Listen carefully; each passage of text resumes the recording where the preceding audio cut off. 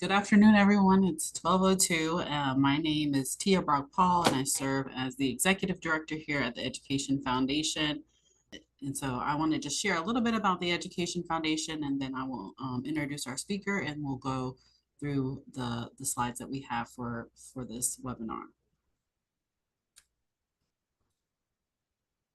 So the Education Foundation of Alachua County was started in 1986 with a mission to invest in the future of Alachua County public school students. And so we do that in our three different programs, which is our senior scholarship program, where donors are able to set the criteria for scholarships that any senior in Alachua County can apply for. And then from there, the donors are able to kind of work with the students afterwards, get updates on how they're doing in college and those types of things. But they get to set the criteria, so it could be interest, need, or merit-based scholarships through our senior scholarships. And that's really what got our foundation started through that. And we have some that are passed through, some that are funds, the donor advised funds. So those are a great opportunity to really get to know students and what they are really interested in and what they're planning to go into. And then we have our Take Stock in Children program. It's a mentoring and scholarship program for low income youth that have a desire to go to college but don't necessarily have the resources to get there. So that's the primary way. Those are the two primary ways that we provide direct support to students through those two programs. And last year we were able to award over $500,000 to 117 seniors.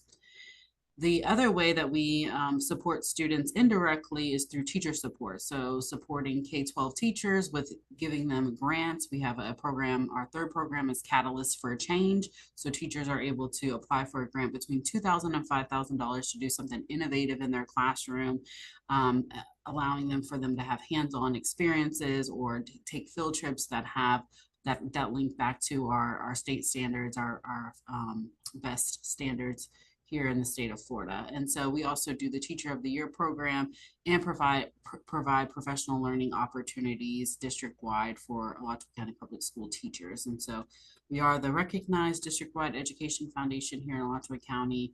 And we are really grateful for all of our partners that we're able to collaborate with and all of our donors and sponsors to help impact student success.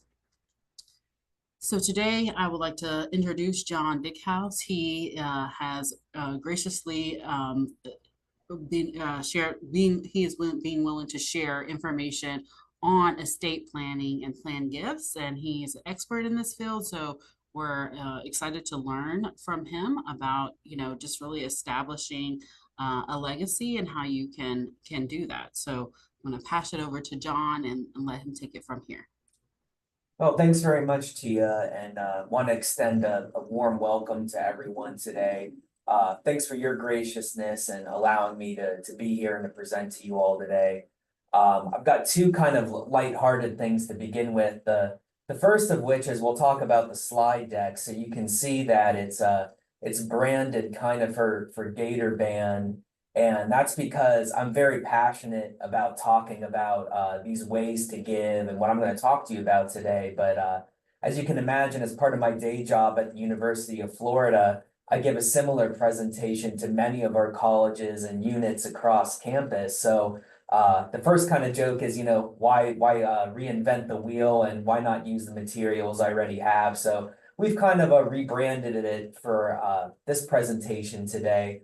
But don't be alarmed by seeing all the Gator Band stuff kind of spliced throughout. And then the second thing I wanted to share with you all today is I actually have a semi-intimate connection with the Education Foundation, and that I'm a former Take Stock mentor. So from about 2017 to it was right after COVID, I was a mentor in the program, and it was such a fulfilling experience for me. And unfortunately, family life, I had to scale back a little bit, but I've always put a pin in it, and I hope to come back one day. So I'll dive right into our topic. We'll try to leave some time for questions at the end, and I don't think this should take a full hour by any means. But again, I'm excited to present to you all today about charitable gift planning, a little bit about myself professionally, is that I'm a trust and estates lawyer by training and was in private practice for 6.5 years before moving over to the UF Foundation almost 3 years ago. So I've been on the philanthropic side for almost 3 years now. And when we use this term gift planning, and what is gift planning? What's estate and gift planning? Our minds kind of naturally gravitate towards, okay, my will, my trust. I can make a bequest, I can work with my attorney to pass money to whatever charity or whatever cause I'm passionate about, post-mortem after I die one day. And of course, you're partially right about that. A big part of my job is working with local attorneys or attorneys all across the country, really, to help people who want to leave a legacy through their will or their trust, or other forms of deferred giving. But a big part of my job actually involves ways for people to make an impact at charities like the Education Foundation outside of your typical bequest language or leaving a bequest through your estate planning documents. And I highlighted some of those here on this page. You can see that gift planning involves smart ways to give with your assets. So naturally, we all think of, I'm going to leave a sum of cash to a charity upon my death. But gift planning, often involves working with direct donations of marketable securities like stock, facilitating opportunities on behalf of charity that deal with the real estate sphere, and on and on and on. Donor advised fund is a growing area that we're going to talk about specifically today, and ways to leave an impact with donor advised funds. But in addition to outright bequest or beneficiary designations, those traditional forms of gift planning also involves a variety of gift vehicles. So I've highlighted some of those here on this slide. We're not going to talk about all of these things today by any chance, but I'm really just highlighting that a big part of any gift planner's job, probably more than half of what they do exists outside of the bequest space. So if you take one thing away from this presentation today, is don't silo yourself into one form of giving versus another. If you have an idea and you're interested in making an impact with the Education Foundation, share your ideas with Tia. There's a solution, I'm sure, for what you're liking to do as part of your long-term planning or your immediate planning for that matter. So that's kind of the big takeaway, but we are going to highlight today, and we can go ahead and move to the next slide, some various forms of giving that can have a real high impact with Education Foundation.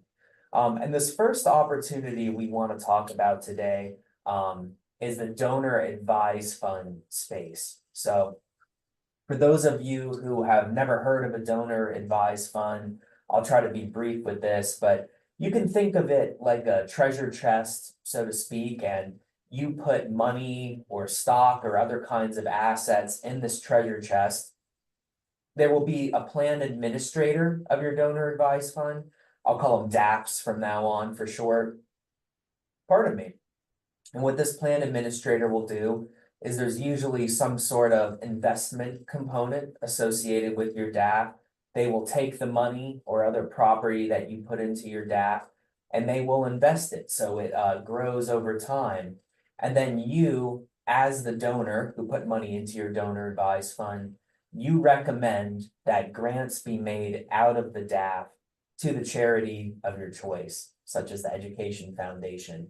I'm not going to speak for Tia, but I'm sure you all get a lot of support from DAFs over the years. And it's a very hot and growing area in charitable gift planning, and one that's very donor friendly and donor beneficial.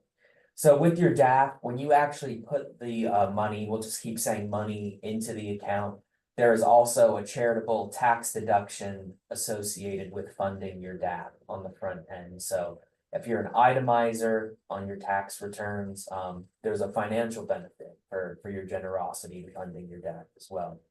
But here's where the gift planning component really comes into opportunities associated with DAFs. And that is that about 90% of people have never created a succession plan for their DAF.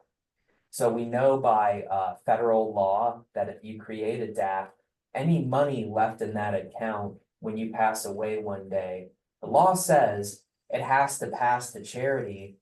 But what happens if you don't actually create instructions or a letter or a document that says, okay, all of this money that exists in this DAF account at my death, what happens to it if I die? And each account administrator or plan provider for your DAF is going to have a different answer to that question, unfortunately. You know, you have some very user-friendly donor advised funds that might try to seek out a surviving spouse or another close relative and say, okay, what would Sally Sue have done in this instance? Other donor advised funds, it ends up unfortunately in the equivalent of a general fund, and you're kind of leaving your wishes at the whims of the administrators of the DAFs themselves. So, you know, whether you get a good outcome or a bad outcome, like I just described from your DAF succession plan, the lesson here is don't leave it up to chance, really. You know, you're probably very conscious about how your grants out of your DAF were made during your lifetime. So don't leave it up to chance what you actually want to do with that account at your death. My recommendation to you is if you're making grants to the Education Foundation during your life, you're probably pretty comfortable with that money and you're wanting that money to pass to the Education Foundation upon your death as well. So the big takeaway with this is don't leave this up to chance. Contact whoever the plan administrator, whoever runs your DAF, and ask them, hey, how do I make a succession plan for my DAF? Do I need to draw up a simple letter for you? Do you have an internal form about how I need to leave instructions on what should happen and who should have grant making authority upon my death? Don't leave that up to chance. The residuary account when you pass away has to pass to charity, but don't just leave it up to chance which charities are going to receive that money. You know, you've worked hard during your life to have the ability to even fund a DAF. So, you know, let's actually leave some detailed instructions and leave a charitable impact with the charities that you wanted to during your life. So that is donor succession plans. I'll go ahead and mention here as an aside real fast too. If you have questions throughout the presentation today, feel free to drop them down into the chat below and I can try to address them all at the end. So that's donor advised funds and succession plans for donor advised funds. Go ahead. Perfect, thank you. The next opportunity we want to talk about is charitable IRA rollovers. You might also have heard these described as QCDs, qualified charitable distributions, and these long three-word type gift planning opportunities. They don't exactly roll off the tongue very well, so I'm just going to call them QCDs from now on. So just know if I'm talking about a QCD, I mean a qualified charitable distribution or a charitable IRA rollover. It's all synonymous. Unfortunately, QCDs, you have to be 70 and a half or older to utilize this opportunity. So some in the crowd, you know, might still be a little bit young for that, but it's something to keep a pin on and in the back burner, you know, as you age one day. Other thing to talk about with QCDs and this gift planning opportunity is it only exists for IRAs. So your qualified retirement account to take advantage of this opportunity must be an IRA. So if you have a 401k, a 403b, 401a, there's all these different types of qualified retirement accounts. If you want to take advantage of this opportunity that I'm about to talk about, you have to work with your plan administrator. So that might be TIAA, Vanguard, Fidelity, you know, all the financial institutions we've all heard of.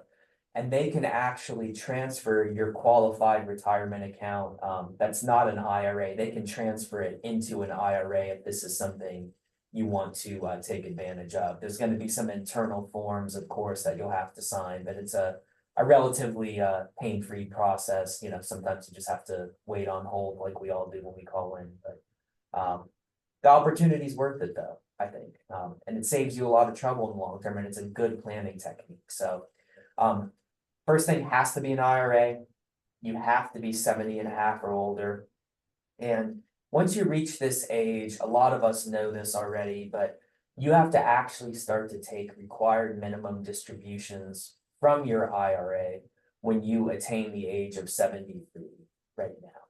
But the opportunity, you can start to take advantage of these QCDs when you're age 70 and a half or older. So that's kind of a common misconception about QCDs is if you want to be giving money to charity through a QCD, I've heard many donors say, okay, I'm approaching age 73, so in a couple of years, we can resume this conversation and I can fund my scholarship, whatever it is I'm trying to do at that age. And I get a smile on my face and, you don't have to wait, you can actually start to take advantage of that now. 70 and a half is the age to start to take advantage.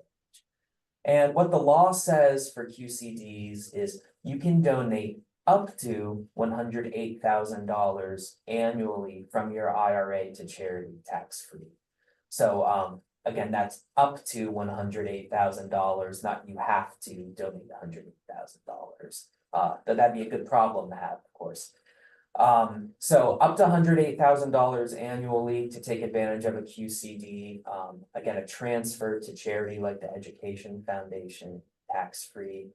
And that $108,000 figure I just mentioned is actually tied by law to the inflation rate. So that number is generally going to go up a little bit each year.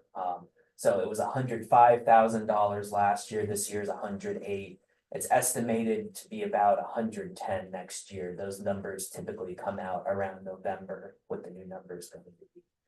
And there's many benefits. Of course, you're leaving a huge legacy with charity, with the Education Foundation by utilizing a QCD.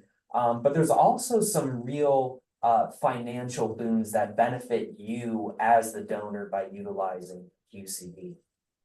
First of which is, if you are age 73 or older, any money you make through a QCD can be used in partial satisfaction of your required minimum distribution.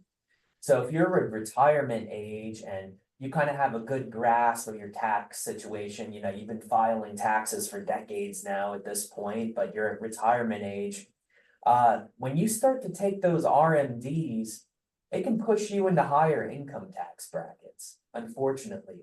So a big strategy donors utilize with these QCDs is any money they make a QCD, and the level of that money actually reduces the level of their retirement income, and it counts towards their RMD at the same time. So you have two benefits from utilizing this opportunity. And by utilizing a QCD, even if you don't itemize, since it actually lowers your taxable income, it's like you're itemizing in a sense. Even if you're not itemizing, you're taking the standard deduction on your tax return every spring. By utilizing these QCDs, you actually lower your taxable income every year. So it's like getting the benefit of itemization without actually having to do that. And again, that figure, that distribution will count towards your RMD every year. So I put this at the bottom there. The structure of the charitable IRA rollover entitles you to tax benefits without requiring you to itemize your deductions. So this is another growing area of the law that's making it even easier for donors to give back to the charities and causes that they care about. And something I work on every day at my day job, and I'm glad to pass this knowledge on to you, and I hope it's helpful for you in your situation as well. So that is charitable IRA rollovers, QCDs. Okay. And we can't talk about gift planning without at least ending with what we think of as that traditional gift planning, and that is bequests. So bequests have stood the test of time. Bequests are gifts made as part of a will, trust, or beneficiary designation with an IRA, life insurance policy, but I mean, it could even be a bank account, a brokerage account, any kind of account that you're able to set a beneficiary designation over makes a good opportunity for bequests. And the reason for that is under current federal legislation, it's called the Secure Act. Any money that passes from a retirement account to named individuals via beneficiary designation. So, for example, you might designate your children to inherit your IRA or 401k when you die one day. Under this legislation called the Secure Act, that money typically now, there's very rare exceptions, but that money has to be drawn down over a period of 10 years. And unfortunately, going back to the big bad tax conversation, we like to be settled in our tax situation. And if you inherit a lump sum of money from your parents, that can often complicate your taxes and again, push you into higher brackets. So when it comes to your retirement planning assets, if there's this kind of a analysis or, what do I do with this account versus the other, it's always going to lead to a desirable tax outcome to leave money in your retirement account, such as an IRA, to charity versus named individuals, because any money passing out of your retirement account to charity passes tax-free. You don't have to worry about the complications that come from that kind of tax situation when you pass it to a natural person, such as a brother or sister or your children.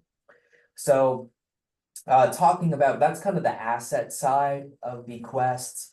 And then there's also the gift vehicle side of bequests.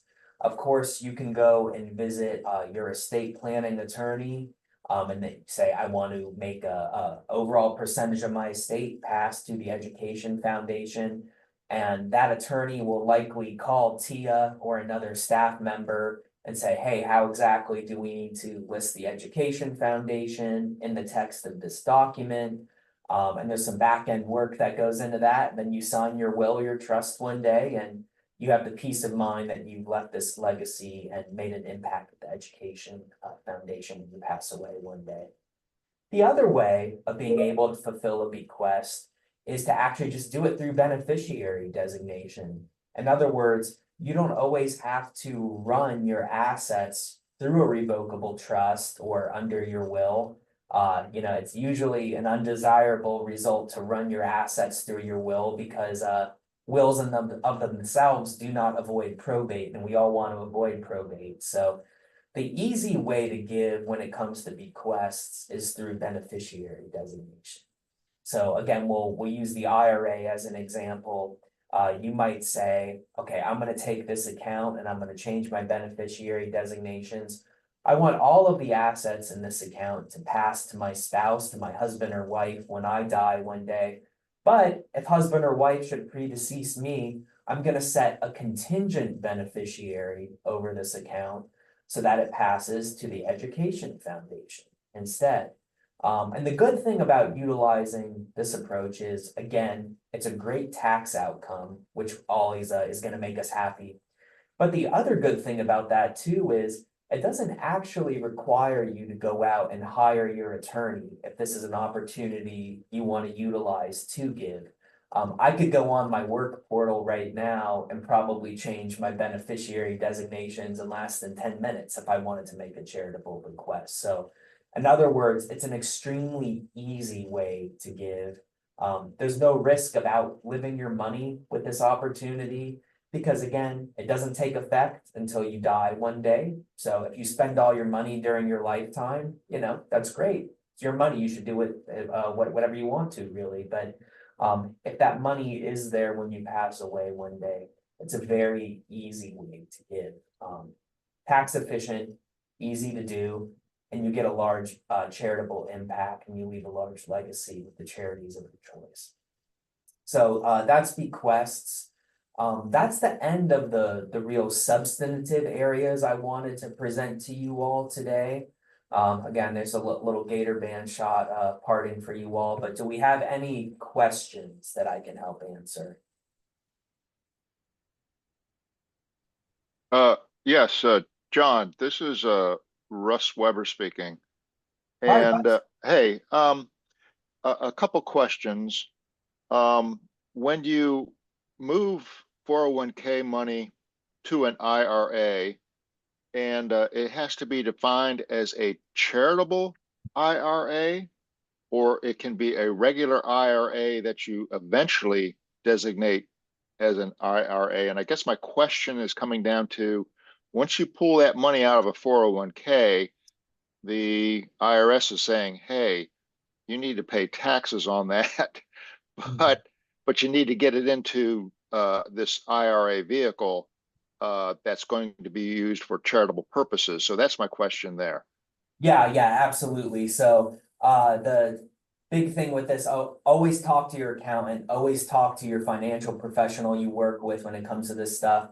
I never want to give people advice that's gonna suggest that you have to pay penalties or something by shifting accounts around. So when you move the money from, say, a 401k into an IRA, it can just be a regular simple IRA. Russ, there's no special designation you really need, so to speak.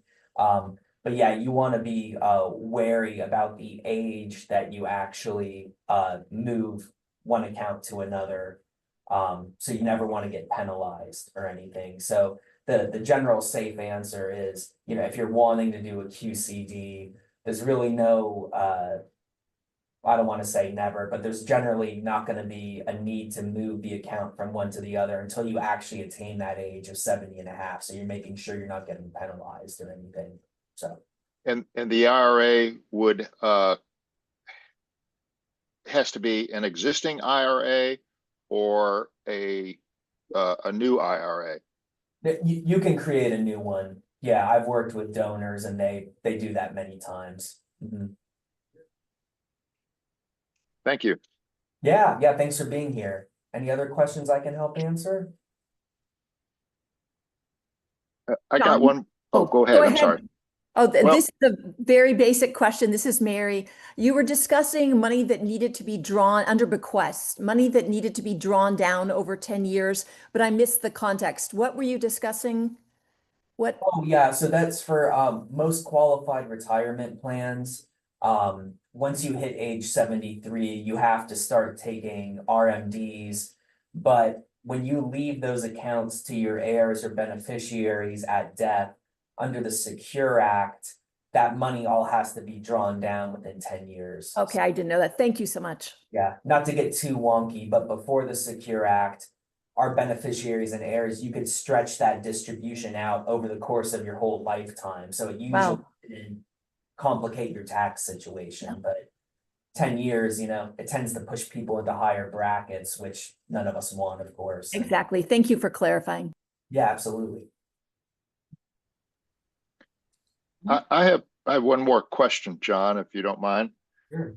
On the donor advised funds, where does the cost come into play? Obviously, with any vehicle that you're using, I would think there's some cost essentially. So, and I would think this particular methodology, which is I'm very interested in, because of its ability to kind of have control and being able to give funds when you want to, I assume, or not give funds if you don't like the way things are going with the charity. Exactly. But where does the cost come into play with those? Yeah, like many financial products, there's gonna be a fee schedule. Whoever you know, whichever DAF you're kind of working with, so to speak, and each company's going to operate differently, but most of the big players, the national players, you know, the biggest one in the country, I believe right now by dollar value is the Fidelity charitable. Yeah, that's what I've read. Yeah. Yeah. And they're gonna have a fee schedule and, you know, usually it's gonna be pretty boilerplate in that, you know, they collect their fees first on the return of investment itself versus trying to cut into the principal. Oh, that's okay. Yeah, so it's rarely where, you know, you're like having to pay $25 a month as some sort of like subscription to take advantage of having a DAP. It's usually based on kind of the investment portfolio itself. Okay. Much like other type of portfolios, essentially taking a Yeah.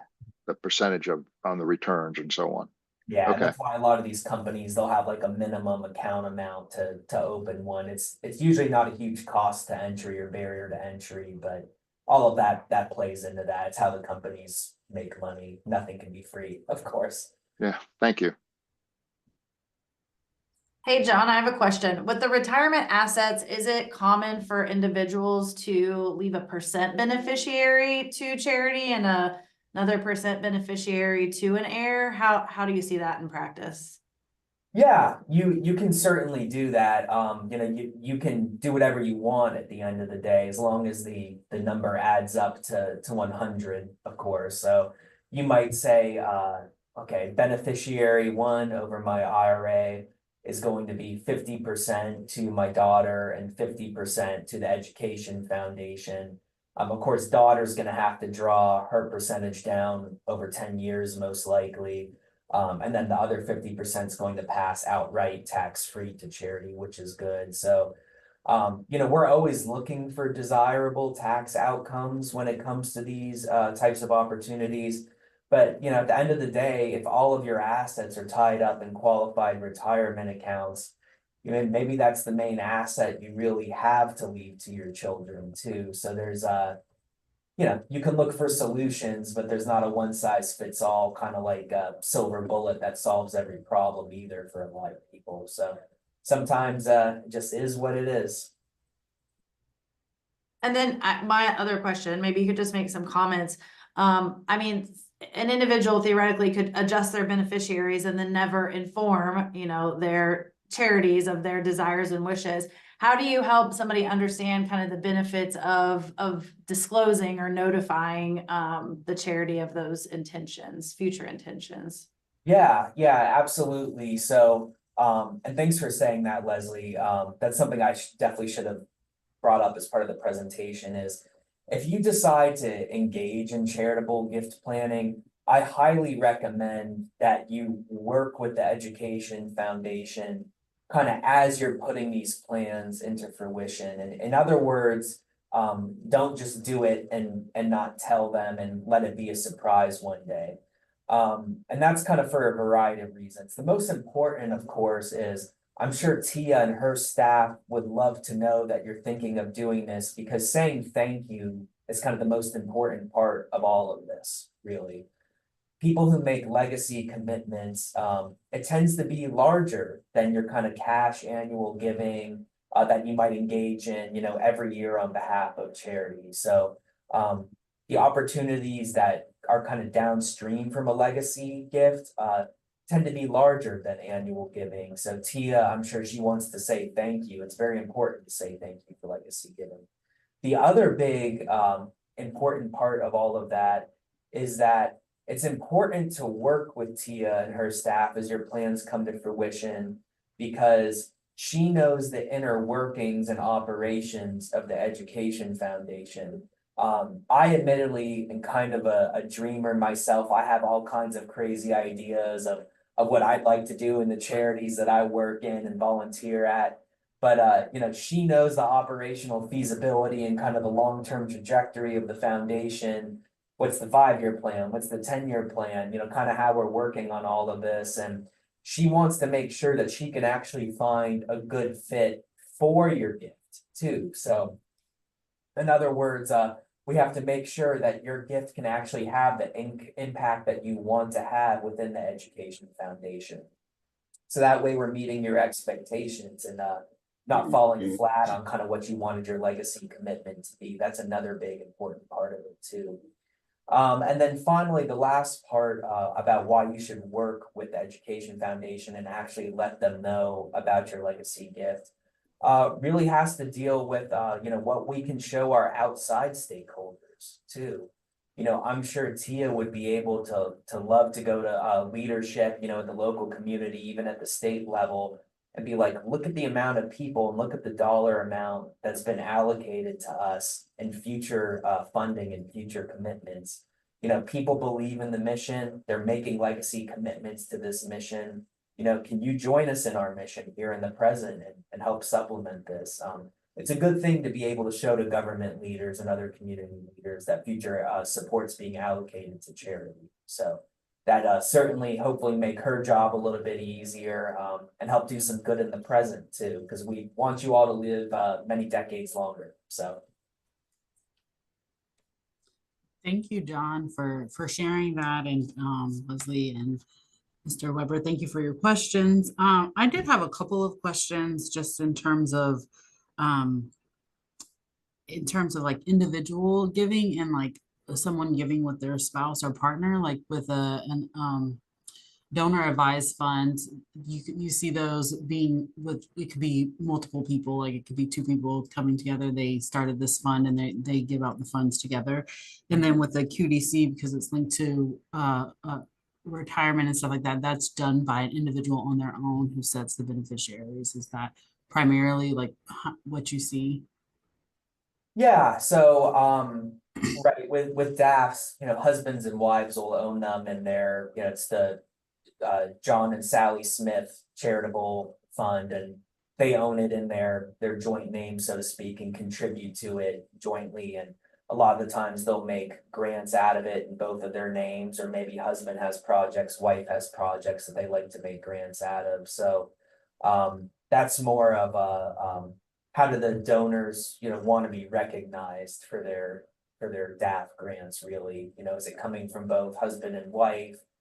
Is it coming from one versus the other?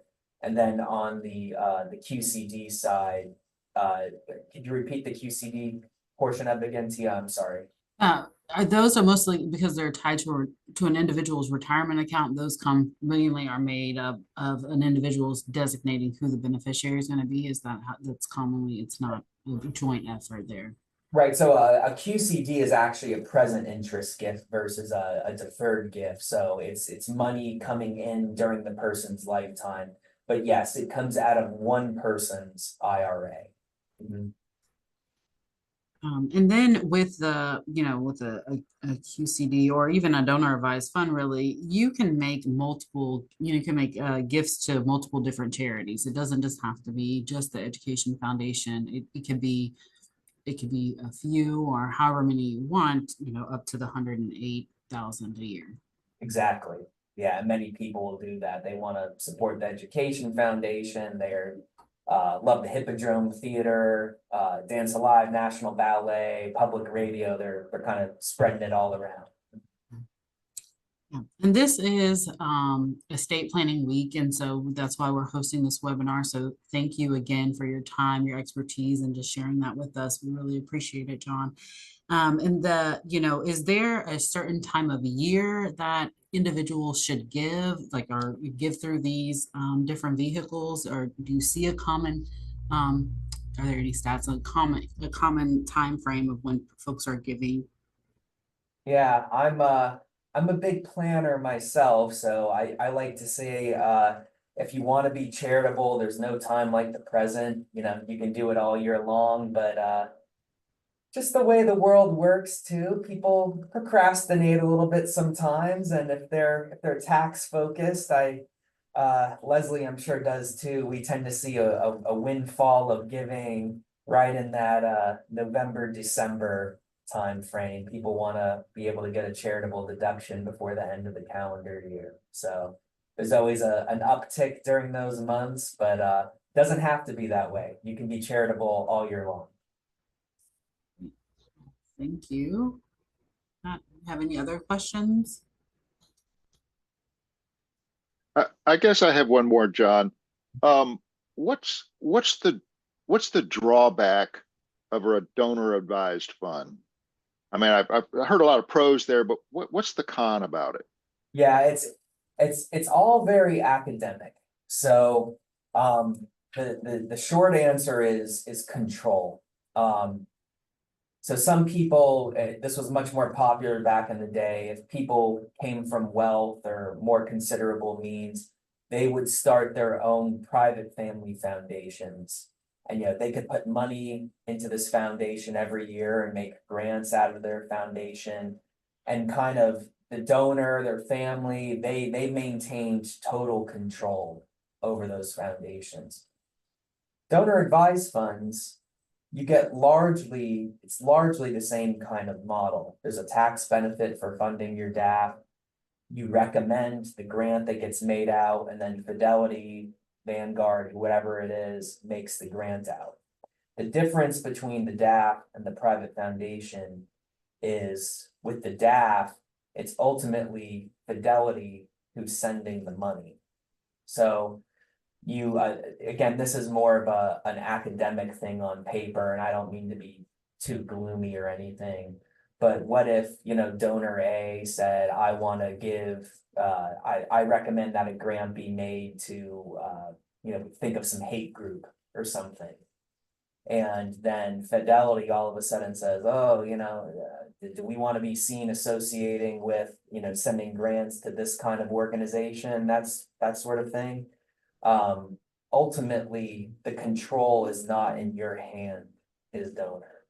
I understand. That said, it's a very academic thing. I've never Mhm. really heard of instances of that ever really happening. The big differentiator I've always heard is, well, as long as the charity that they're recommending the grant gets to is a 501c3 organization, we're gonna go ahead and do what the donor says. Mhm. So that's why I said it's kind of an academic thing, but that's ultimately the kind of breakdown. I understand. Thank you very much. Yeah.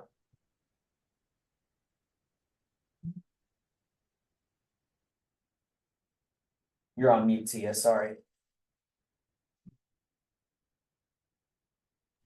Sorry about that.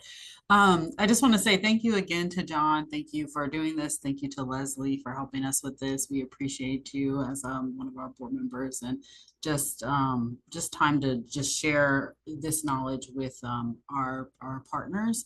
We're grateful for all the support that we receive here at the Education Foundation and helping make dreams come true for our students. And so I'll be happy to talk with any of you. John's information is here on the screen as well as mine. Feel free to reach out to either one of us with any questions that you have. And we hope that you have a wonderful rest of your day. Great, thanks everyone.